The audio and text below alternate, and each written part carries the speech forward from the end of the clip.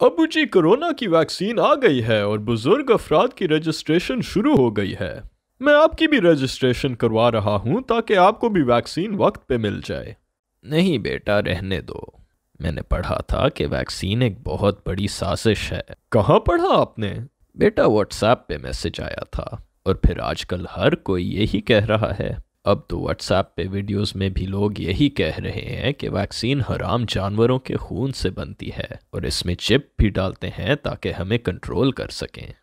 ابو جی what's app پہ تو کوئی بھی اپنی مرضی کا میسج لکھ کر بھیج سکتا ہے، اور آج کل تو کوئی بھی شخص اپنی ویڈیو بنا کے بھیج سکتا ہے۔ سنی سنائی باتوں پہ یقین نہیں کرنی چاہیے۔ پھر اگر ویکسین کے بارے میں سوال ہو تو کسی ماہر آدمی سے پوچھیں، میسج پہ یقین نہ کریں۔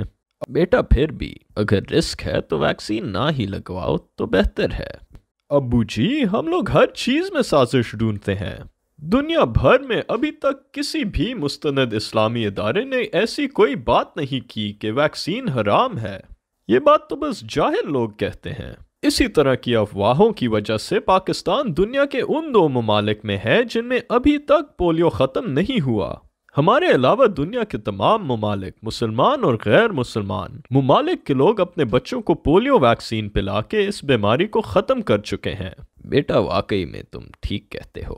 بغیر ثبوت کے کسی پہ الزام لگانا بہت بڑا گناہ ہے۔ شاید اس کرونا کی وبا نے ہم سب کو ڈرا دیا ہے، اور اسی ڈر کی وجہ سے ہم میں سے کچھ لوگ ابھی تک اس کی حقیقت کو تسلیم نہیں کر سکتے، اور کچھ ویکسین پر تو یقین ہی نہیں کر رہے ہیں۔ بس مجھے فوراً رجسٹر کروا دو، انشاءاللہ میں بھی ویکسین لگواؤں گا۔